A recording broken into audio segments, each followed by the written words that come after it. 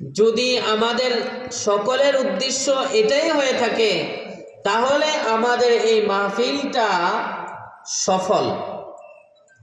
সকলের উদ্দেশ্য যদি এটাই থাকে যে আল্লাহকে রাজি খুশি করা, অন্য কোনো উদ্দেশ্য নয়, একমাত্র আল্লাহকে রাজি খুশি করা উদ্দেশ্য থাকে, তাহলে আমাদের এই মাহফিল সফল।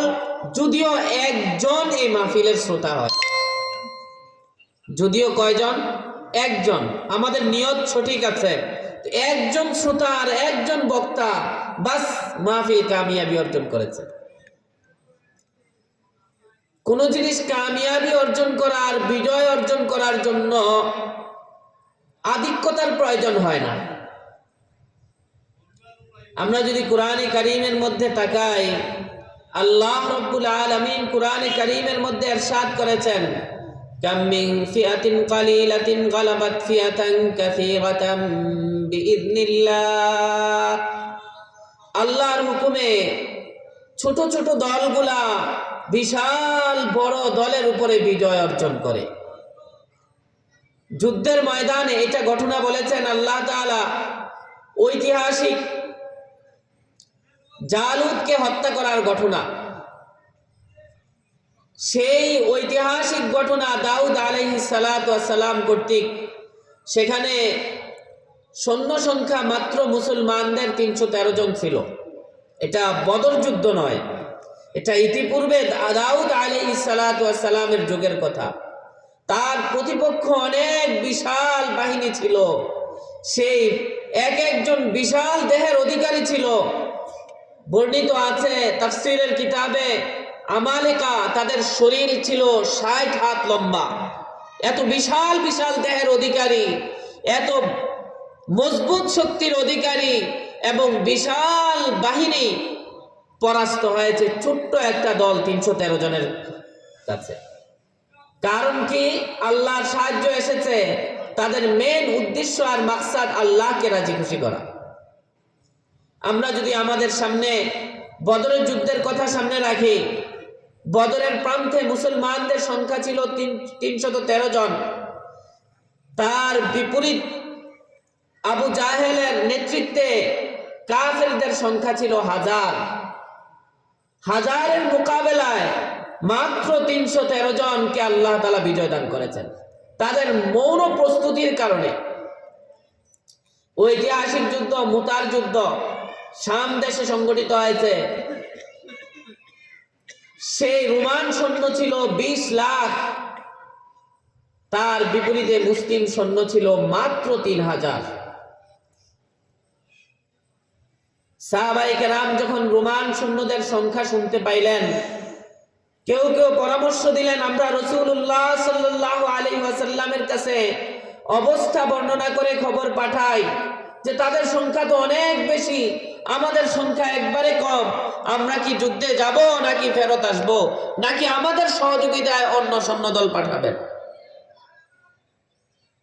কিন্তু আব্দুল্লাহ ইবনে রাওয়াহা রাদিয়াল্লাহু তাআলা আনহু ভাষণ দিলেন। ভাষণ দিয়ে বললেন, তার ভাষণের সার সংক্ষেপ হচ্ছে যে মুসলমান কখনো অস্ত্রের বলে আর আধিক্যতার বলে মুসলমানরা কখনোই বিজয় অর্জন করে না, বরং মুসলমানদের বিজয় একমাত্র আল্লাহর পক্ষ থেকে আসে।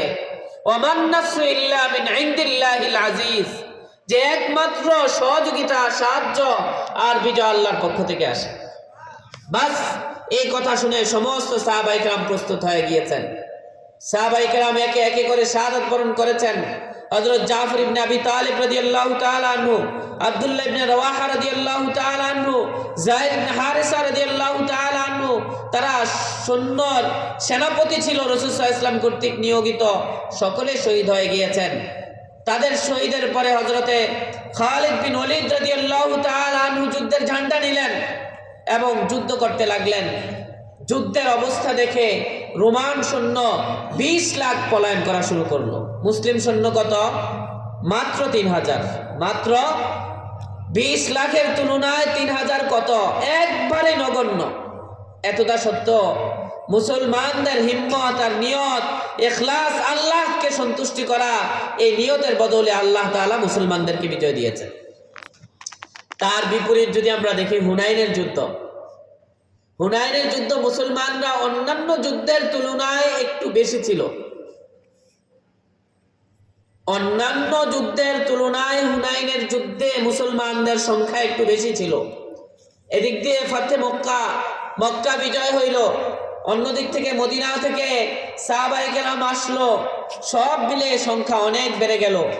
তখন কোন নতুন যারা ইসলাম গ্রহণ করেছিল তাদের মনে এসেছিল, মনে এরকম আসা স্বাভাবিক যে আজকে আমরা অনেক বেশি সংখ্যক, আজকে আমাদের পরাজয় কোত্থেকে হবে, আমাদের বিজয় কে ঠেকাবে। এইটা আসার কারণে আল্লাহ রাব্বুল আলামিন আয়াত নাযিল করে দিয়েছেন, ওয়া ইয়াউমা হুনাইন ইয আ'জাবাতকুম কাসরাতুকুম, যে হুনাইনের দিনের কথা আপনি স্মরণ করেন, যেই দিন আপনাদেরকে মুসলমান, নব মুসলমান কেউ কেউ এরকম ধারণা করেছিল যে তাদের আধিক্যতা কোনো কিছু তাদের কাছে দাঁড়াতে পারবে না, সবাই পরাজয় বরণ করবে। কিন্তু আল্লাহ বুঝাই দিলেন, না, আধিক্যতা পরাজয় বিজয় হয় না। আল্লাহ তাআলা প্রথমত এই যুদ্ধের মধ্যে মুসলমানদের উপরে কবিলায় হাওয়াজিন আক্রমণ করেছে, আক্রমণ করার কারণে মুসলমানরা বিক্ষিপ্ত হয়ে গিয়েছে। আল্লাহ তাআলা দেখায় দিলেন যে আধিক্যতা কোনো বিজয় বা সফলতার মাপকাঠি হতে পারে না। এরপরে আল্লাহ রাব্বুল আলামিনের হুকুমে মুসলমানদেরই বিজয় হয়েছিল, কিন্তু আল্লাহ দেখাইলেন যে অধিক থাকলে, অস্ত্র বেশি থাকলেই যে যুদ্ধে বিজয় অর্জন করবে, লোক বেশি থাকলেই সেটা সফল হবে, সেটা ঠিক নয়, সেই ধারণা ঠিক না। বরং আল্লাহ অল্প সংখ্যকের মধ্যেও সফলতা দিতে পারেন, আল্লাহ অল্প সংখ্যকের মধ্যেও কামিয়াবি দিতে পারেন, বিজয় দান করতে পারেন। এই জন্য আমাদের হীনমন্যতা হওয়ার কোনো কারণ নাই যে আমরা লোক সংখ্যা কম, বাজারে গেলে আরো অনেক বেশি লোক পাওয়া যাবে, তো আমরা হয়তো এই মাহফিলটা সফল কাম হয়নি। না, এটা নয়। একজনও যদি সঠিক নিয়তে আসে, সে মাহফিল কামিয়াবি। যারা বাজারে আছে তারা বাজারে রইল, তারা সফল হতে পারলো না, কিন্তু একজন আসলে একজনই সফল, যদি নিয়ত সঠিক থাকে, যদি কি থাকে, নিয়ত সঠিক থাকে। এজন্য আমরা যে কোনো কাজ করব, শুধু মাহফিল না, যেই কোনো কাজ করব একমাত্র আল্লাহকে রাজি খুশি করবার জন্য করব। আল্লাহকে রাজি খুশি করবার জন্য যদি করি, তাহলে সেটাই আমাদের জন্য সফলতার জন্য উপায় হবে, মাপকাঠি হবে। যদি আল্লাহকে রাজি খুশি করবার জন্য না হয়, যত বড় আমলে করি, যত বড় কাজে করি, সেই কাজ বা আমল সেটা সফলতার হবে না যদি আল্লাহকে রাজি খুশি করবার জন্য না হয়। আল্লাহকে রাজি খুশি করবার জন্য যদি সামান্য থেকে সামান্য আমল হয়, তো সেটা আল্লাহ গ্রহণ করবেন এবং সেটার অনেক সওয়াব আল্লাহ তাআলা দিবেন। এবং আল্লাহ তাআলা মানুষকে নিঃস্বার্থে কিছু করতে নির্দেশ দেননি, বরং আল্লাহকে রাজি খুশি করবার জন্য আমল করবার জন্য নির্দেশ দিয়েছেন। আল্লাহ রাব্বুল আলামিন কুরআনে কারীমের মধ্যে ইরশাদ করেছেন, ওয়ামা উমিরু ইল্লা লিয়াবুদুল্লাহ মুখলিসিনা লাহুদ্দিন, তাদেরকে একমাত্র আল্লাহর সন্তুষ্টি অর্জন করবার জন্য ইবাদতের নির্দেশ দেওয়া হয়েছে। কিসের জন্য? আল্লাহর সন্তুষ্টি। সামান্য থেকে সামান্য কাজ, সামান্য থেকে সামান্য ইবাদত, সেটাও আল্লাহর সন্তুষ্টি লাগবে। সবচেয়ে বৃহৎ কাজ, সেই কাজটার মধ্যে আল্লাহর সন্তুষ্টি লাগবে। সবচেয়ে উচ্চমানের আমল, সেটার মধ্যে আল্লাহর সন্তুষ্টি লাগবে। এজন্য আল্লাহ রাব্বুল আলামিন রাসূলুল্লাহ সাল্লাল্লাহু আলাইহি ওয়াসাল্লামকে বলেছেন, হে নবী, আপনি ঘোষণা করেন, কুল ইন্না সালাতি ওয়া নুসুকি ওয়া মাহইয়ায়া ওয়া মামাতি লিল্লাহি রাব্বিল আলামিন। হে নবী, আপনি ঘোষণা করেন, আপনি বলেন যে আমার নামাজ, আমার কুরবানি, আমার মৃত্যু, আমার জীবিকা এবং জীবন সব কিছু একমাত্র আল্লাহকে খুশি করবার জন্য।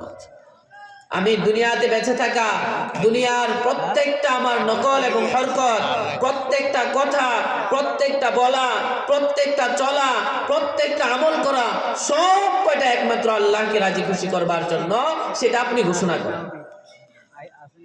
আল্লাহ তাআলা বলেছেন ফাসাল্লি লিরাব্বিকা ওয়ানহার, হে নবী আপনি নামাজ পড়েন আল্লাহকে খুশি করবার জন্য, আপনার প্রভুকে খুশি করবার জন্য আপনি নামাজ পড়েন, এবং আপনি কুরবানি করেন সেটাও আল্লাহকে খুশি করবার জন্য, আপনার রবকে খুশি করবার জন্য এই কাজ করেন আপনি।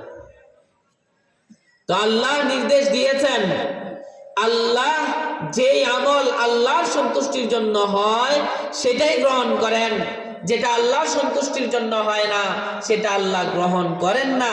এই মর্মে হাদিসও আছে, রাসূলুল্লাহ সাল্লাল্লাহু আলাইহি ওয়াসাল্লাম বলেছেন, ইন্নাল্লাহা লা ইয়ানজুরু ইলা আজসামিকুম ওয়ালা ইলা সুওয়ারিকুম ওয়ালাকিন ইয়ানজুরু ইলা আমালিকুম ওয়া কুলুবিকুম। আল্লাহ তাআলা তোমাদের শরীর, দেহ, তোমাদের আকৃতি এগুলার দিকে তাকান না, অর্থাৎ এগুলার কোনো বড়াই করেন না, বরং আল্লাহ তোমাদের তাকায় তোমাদের আমল, তোমাদের অন্তর, এগুলার দিকে। তোমাদের অন্তর কতটুকু আল্লাহর সন্তুষ্টির জন্য হয়েছে, তোমাদের আমলটা কতটুকু আল্লাহর রাজি খুশি করবার জন্য হয়েছে, সেটা আল্লাহ তাকাইবেন এবং সেটার প্রতিদান দিবেন। যদি আল্লাহ সন্তুষ্টির জন্য না হয় তো সেটার আল্লাহ প্রতিদান দিবেন না, সেটা বিনষ্ট হয়ে যাবে, সেটার কোনো ফায়দা হবে না।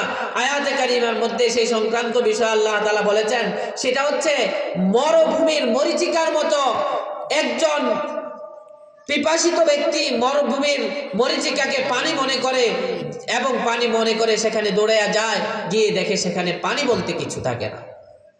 তো আল্লাহকে সন্তুষ্ট করবার এলাকা একবারে সমুদ্র, কিন্তু কাছে গেলে কোনো পানির ফোঁটা মাত্র থাকে না।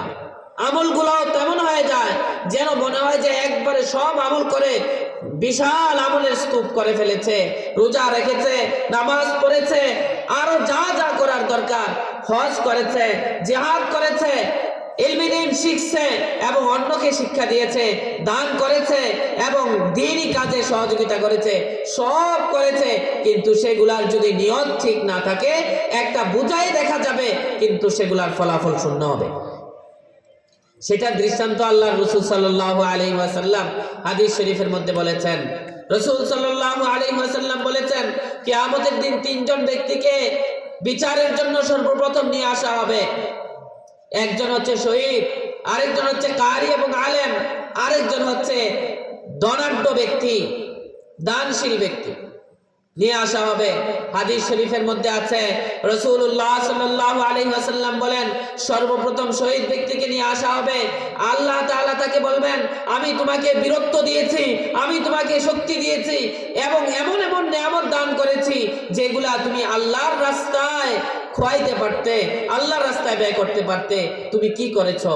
তখন শহীদ ব্যক্তি বলবে, ইয়া আল্লাহ, আমি আপনার সন্তুষ্টির জন্য জিহাদ করেছি, জিহাদ করে মারা গিয়েছি, শাহাদাত বরণ করেছি, হে আল্লাহ। তখন আল্লাহ তাআলা বলবেন, না, বরং তুমি জিহাদ করেছো, মানুষ তোমাকে বীর বাহাদুর বলবে, মানুষ তোমাকে শহীদ বলবে, মানুষ তোমাকে বীর মুক্তিযোদ্ধা বলবে, সেই জন্য তুমি কি করেছো? জিহাদ করেছো, যুদ্ধ করেছো। বাস তোমাকে দুনিয়ায় থাকতে তোমাকে যোদ্ধা, তোমাকে শহীদ, তোমাকে শক্তিশালী, তোমাকে বীর বাহাদুর এগুলা বলা হয়ে গিয়েছে। হাদিসে আছে, রাসূল সাল্লাল্লাহু আলাইহি ওয়াসাল্লাম বলেন, এরপরে তাকে থুবড়ে জাহান্নামে ফেলা হবে। তার কাজটা কি খারাপ ছিল? আল্লাহর রাস্তায় শাহাদাত বরণ করা, যুদ্ধে অংশগ্রহণ করা, এটা কি খারাপ কাজ? কখনো